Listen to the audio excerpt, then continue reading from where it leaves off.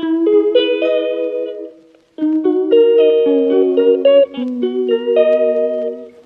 सभी साहित्य और कहानी प्रेमियों का हार्दिक स्वागत और अभिनंदन। आप सुन रहे हैं कथा मंजूषा और मैं हूं आपकी पॉडकास्ट सखी पूनम चंद्रलेखा। कथा मंजूषा के आज के अंक में साहित्य के पिटारे में से निकलने वाली कहानी एक ऐसी मनोवैज्ञानिक कहानी है जो मनुष्य के दमित अहम और रिश्तों की जटिलता पर बड़ी ही मार्मिकता से प्रकाश डालती है। हिंदी साहित्य की दिग्गज लेखिका और नई कहानी आंदोलन की प्रमुख हस्ताक्षर मानी जाने वाली लेखिका मन्नू भंडारी जी के नाम से भला कौन परिचित न होगा। उन्हीं की लिखी हुई यह प्रसिद्ध कहानी आज प्रस्तुत है आपके लिए, जिसका नाम है मुक्ति। तो आइए सुनते हैं कहानी मुक्ति। और अंततः ब्रह्म मुहूर्त में बाबू ने अपनी आखिरी सांस ली। वैसे पिछले 8-10 दिन से डॉक्टर सक्सेना परिवार वालों से बराबर यही कह रहे थे, प्रार्थना कीजिए ईश्वर से कि वह अब इन्हें उठा लें, वरना एक बार अगर कैंसर का दर्द शुरू हो गया तो बिल्कुल बर्दाश्त नहीं कर पाएंगे ये। परिवार वालों के अपने मन में भी चाहे यही सब चल रहा हो, पर ऊपर से तो सब एक दुखद मौन ओढ़े खड़े रहते, बिल्कुल चुपचाप। तब सबको आश्वस्त करते हुए डॉक्टर सक्सेना ही फिर कहते, वैसे भी सोचो तो इससे अधिक सुखद मौत और क्या हो सकती है भला।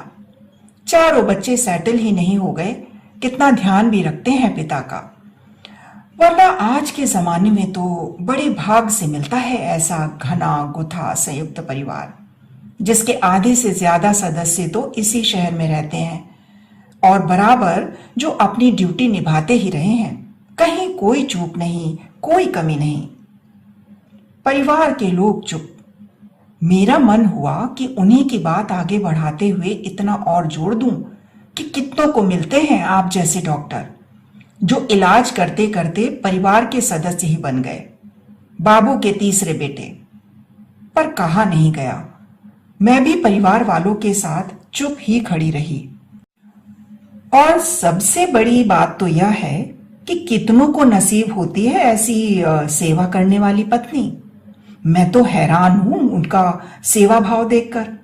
आखिर उम्र तो उनकी भी है ही, उसके बावजूद पिछले 8 महीनों से उन्होंने ना तो दिन को दिन गिना, ना रात को रात, बस लगातार और बिना वाक्य पूरा किए ही मुड़कर वे जाने लगते। पता नहीं क्यों मुझे लगता जैसे मुड़ते ही वे अम्मा के इस सेवा भाव के प्रति कहीं नतमस्तक हुए हों, और मैं सोचती कि चलो कम से कम एक आदमी तो है जिसके मन में अम्मा की इस रात दिन की सेवा के प्रति सम्मान है, वरना परिवार वालों ने इस ओर ध्यान देना ही छोड़ दिया है। बस जैसे वो करती हैं तो करती हैं। किसी ने इसे उनके फर्ज के खाते में डाल दिया तो किसी ने उनके स्वभाव के खाते में, तो किसी ने उनकी दिनचर्या के खाते में। सबके ध्यान के केंद्र में रहे तो केवल बीमार बाबू। स्वाभाविक भी था, बीमारी भी तो क्या थी, एक तरह से मौत का पैगाम। हाँ, मुझे जरूर यह चिंता सताती रहती कि बिना समय पर खाए, बिना पूरी नींद सोए, बिना थोड़ा सा भी आराम किए जिस तरह अम्मा रात दिन लगी रहती हैं, तो कहीं वे बीमार ना पड़ जाएं, वरना कौन देखभाल कर सकेगा बाबू की तरह। बीमारी भी क्या थी, एक तरह से मौत का पैगाम। हाँ, मुझे जरूर यह चिंता सताती रहती कि बिना समय पर खाए, बिना पूरी नींद सोए, बिना थोड़ा सा भी आराम किए जिस तरह अम्मा रात दिन लगी रहती हैं, तो कहीं वे बीमार न पड़ जाएं, वरना कौन देखभाल कर सकेगा बाबू की इस तरह। बाबू दिन रात भर एक खास तेल से छाती पर मालिश करवाते थे तो रात रात भर पैर दबवाते थे। मैं सोचती कि बाबू को क्या एक बार भी ख्याल नहीं आता कि अम्मा भी तो थक जाती होंगी, रात में उन्हें भी तो नींद की जरूरत होती होगी, या दिन में समय पर खाने की। पर नहीं, बाबू को इस सबका शायद ही कभी ख्याल आता हो। उनके लिए तो अपनी बीमारी और अपनी तीमारदारी ही सबसे महत्वपूर्ण थी, और इस हालत में अम्मा से सेवा करवाना वे अपना अधिकार समझते थे और इसी तरह सेवा करना अम्मा का फर्ज। कई बार अम्मा को थोड़ी सी राहत देने के इरादे से मैं ही कहती कि बाबू लाइए मैं कर देती हूँ आपकी मालिश, 4 बज रहे हैं, अम्मा खाना खाने चली जाए। तो बाबू मेरा हाथ झटक कर कहते, रहने दे, नहीं करवानी मुझे मालिश। और इस उत्तर के साथ ही उनके ललाट पर पड़ी सलवटों को देखकर न फिर अम्मा के हाथ रुकते न पैर उठते। उसके बाद तो मैंने भी यह कहना ही छोड़ दिया था। 3 महीने पहले बाबू को जब नर्सिंग होम में शिफ्ट किया तो जरूर मैंने थोड़ी राहत की सांस ली। सोचा अब तो उनकी देखभाल का थोड़ा बोझ नर्स भी उठाया करेंगी, अम्मा को थोड़ी राहत तो मिलेगी। पर नहीं, नर्स से तो बाबू केवल दवाई खाते या बीपी चेक करवाते, बाकी की सारी सेवा चाकरी तो अम्मा के ही जिम्मे रही। अम्मा रात दिन बाबू के साथ नर्सिंग होम में ही रहती और मालिश और पैर दबाने का काम भी पहले की तरह ही चलता रहता।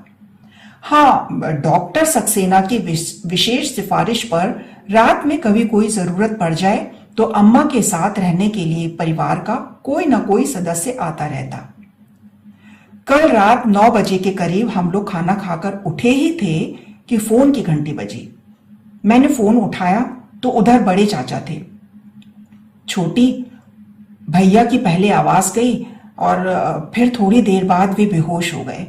डॉक्टर सक्सेना को बुलाया, उन्होंने आकर अच्छी तरह से देखा और फिर कमरे से बाहर आकर बस इतना ही कहा, बस समझिए कि कुछ घंटे की ही बात और है, आप फोन करके बच्चों को बुला लीजिए। फिर उन्होंने नर्स को कुछ आदेश दिए और चले गए। सो देख, तू फोन करके शिवम को कह दे कि सवेरे की पहली फ्लाइट पकड़कर आ जाए। लखनऊ फोन करके बड़ी को भी कह दे कि वह भी जल्दी ही जल्दी पहुंचे। अमेरिका से नमन का आना तो मुश्किल है, पर सूचना तो उसे भी दे ही दे।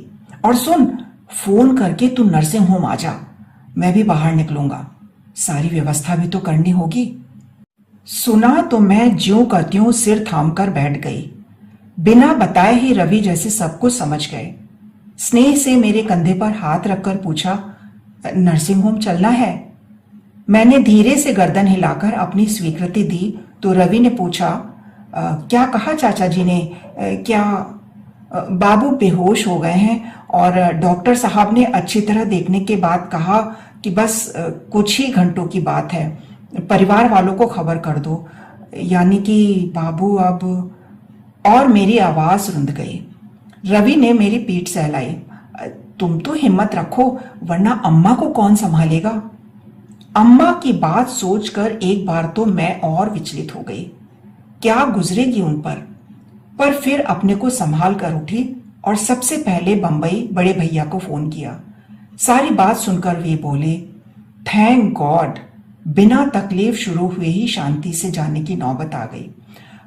ठीक है, मैं सवेरे की पहली फ्लाइट लेकर आता हूं, पर देख, सुषमा तो आ नहीं पाएगी, दोनों बच्चों के बोर्ड के इम्तिहान जो हैं, मैं अकेला ही पहुंचता हूं। वैसे भी सब लोग करेंगे भी क्या? दीदी को फोन किया तो उन्होंने भी इतना ही कहा कि जल्दी से जल्दी आने की कोशिश करती हूं। इसके आगे पीछे न कुछ कहा न पूछा। बाबू तो खैर जा ही रहे हैं, अम्मा के बारे में ही कुछ पूछ लेते, पर नहीं, लगा जैसे सब रस्म अदायगी के लिए ही आ रहे हैं। हैरान सी मैं गाड़ी में बैठी तो रवि से कहे बिना न रहा गया। रवि, भैया और दीदी की आवाज का ऐसा ठंडापन, जैसे सब इस सूचना की प्रतीक्षा ही कर रहे थे, किसी को कोई सदमा ही नहीं लगा हो। ऐसा क्यों सोचती हो? याद नहीं कैसा सदमा लगा था उस दिन जब पहली बार डॉक्टर्स ने कैंसर की रिपोर्ट दी थी। उसके बाद कुछ महीनों तक तो कितनी लगन से बाबू की देखभाल और तीमारदारी चलती रही थी। शुरू के 4 महीनों में तो 2 बार बंबई से बड़े भैया आए, एक बार अमेरिका से छोटे भैया भी आए। उन्होंने तो बीमारी का सारा खर्च उठाने का जिम्मा भी लिया, वरना आज बाबू क्या नर्सिंग होम का खर्चा उठा पाते? फिर यहां रहने वाले परिवार के दूसरे लोग भी तो रोज हाजिरी बजाते ही रहे हैं। हाँ, समय के साथ साथ जरूर सब कुछ थोड़ा कम होता चला गया, जो स्वाभाविक भी तो था। मैंने सोचा ठीक ही तो कह रहे हैं रवि, दूसरों की क्या कहूं। मैं खुद अब कहाँ पहले की तरह 4-4, 5-5 घंटे आकर बाबू के पास बैठती रही हूं। इधर तो 2-2 दिन छोड़कर भी आने लगी थी। शायद यही जीवन की नंगी सच्चाई है कि जैसे जैसे बीमारी लंबी खिंचती जाती है, फर्ज के तौर पर ऊपर से भले ही सब कुछ जैसे तैसे घिसटता रहे, पर मन की किसी अनाम परत पर उस अघट के घटने की प्रतीक्षा भी नहीं चलती रहती क्या? शायद इसीलिए मौत की सूचना ने सदमा नहीं, राहत ही पहुंचाई सबको। फिर भी कम से कम मेरे मन में चलने वाली हर बात, हर सोच को अच्छी तरह समझने वाले रवि का एक हाथ मेरी पीठ सहलाने लगा। Relax Shivani, relax. इस समय सब बातों से ध्यान हटाकर तुम केवल अम्मा की बात सोचो। अभी तो तुम्हें ही संभालना है ना उनको। बाकी सब लोग तो बाबू में लग जाएंगे, पर अम्मा पर जो गुजरेगी। जानती हूं, लंबी बीमारी ने जहां अंतरंग से अंतरंग संबंधों के तार भी रेशे रेशे करके बिखेर दिए, वहां एक अम्मा ही तो जुड़ी रही उनसे। उतने ही लगाव, उतनी ही निष्ठा के साथ रात दिन सेवा करती रही उनकी। कितनी अकेली हो जाएंगी वे, कैसे झेलेंगी इस सदमे को। गाड़ी रुकी तो लगा, अरे नर्सिंग होम आ ही गया। समझ ही नहीं पा रही थी कि कैसे सामना करूंगी अम्मा का।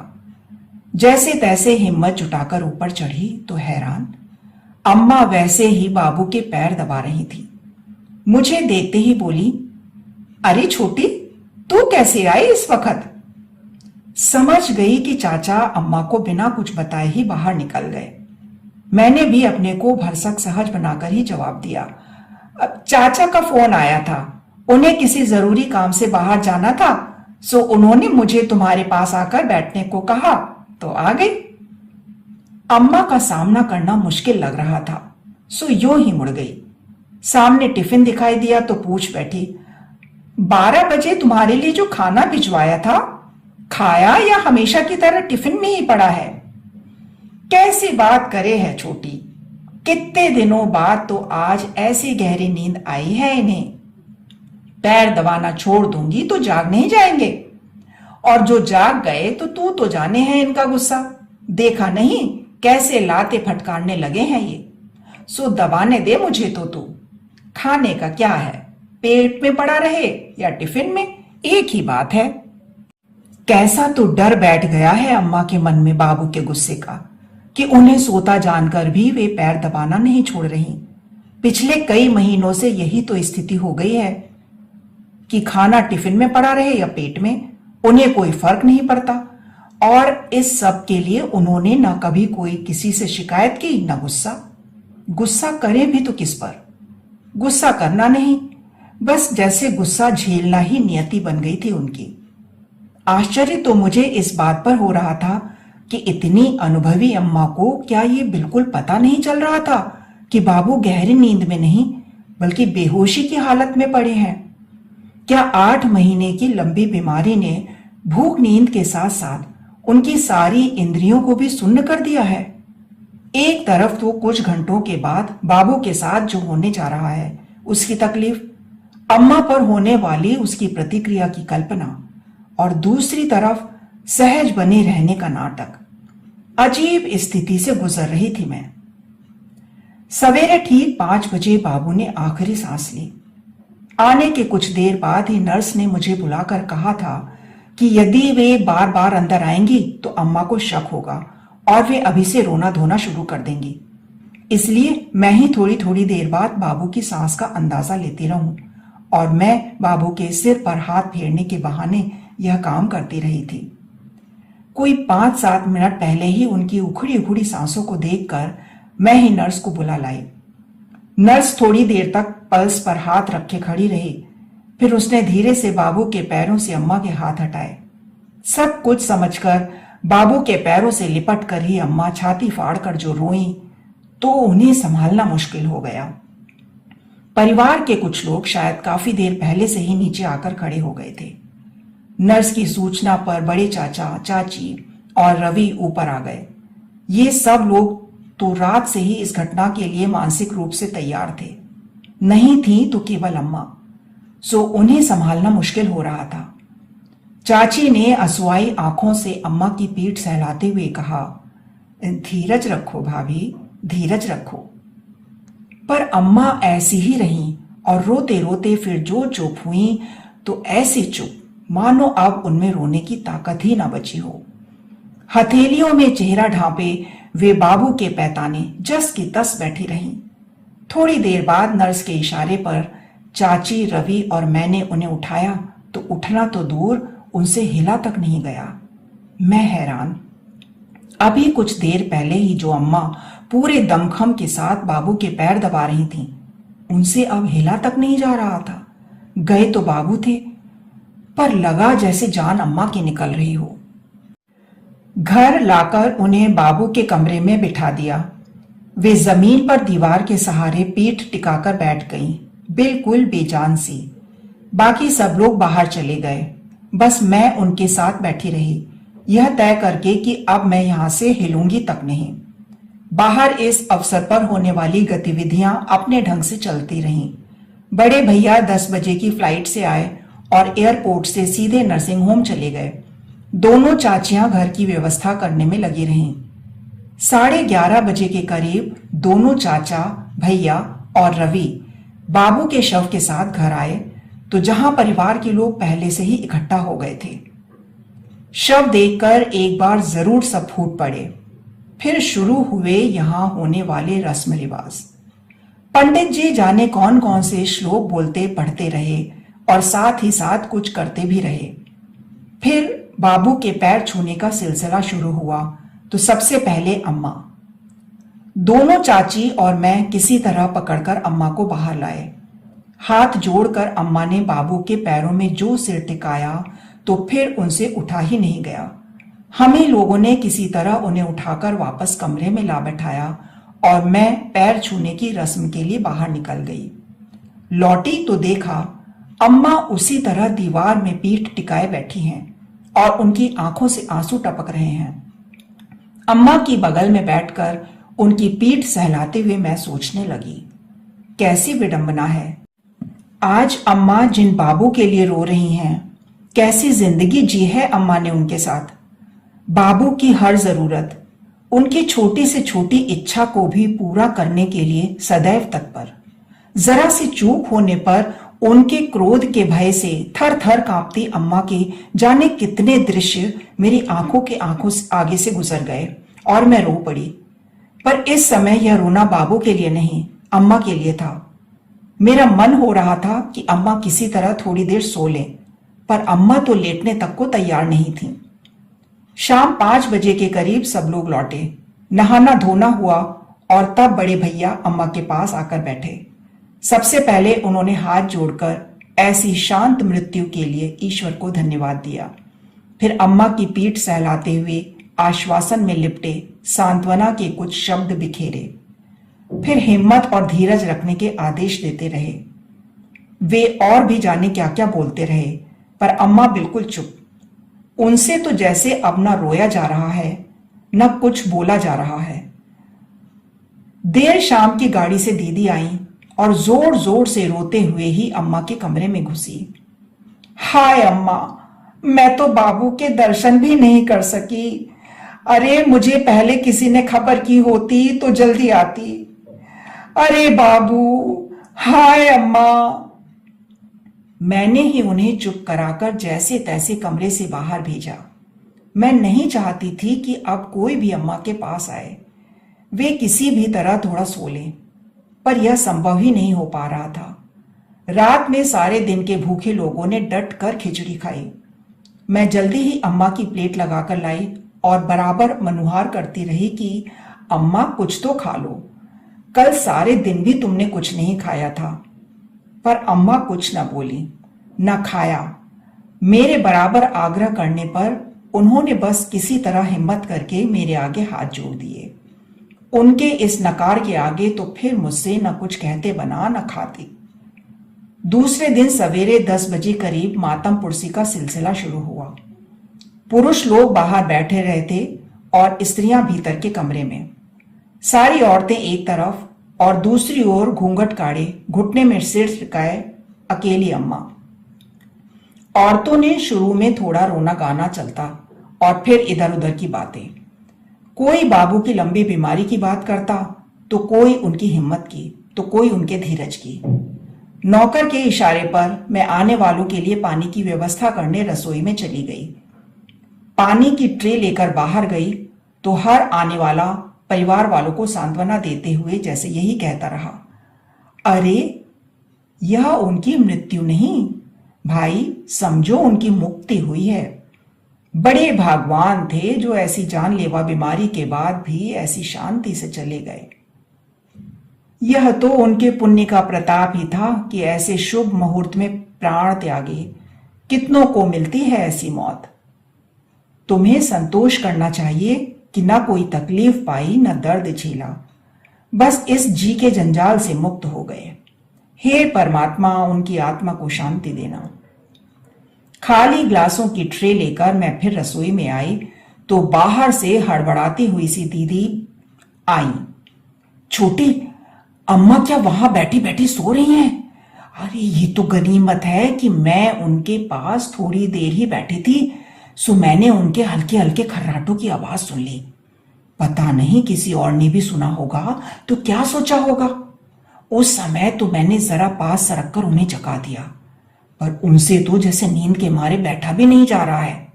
अब तू चलकर बैठ उनके पास और संभाल, वरना कहीं अम्मा सो रही हैं। मैंने तुरंत ट्रे रखी और कमरे में आई।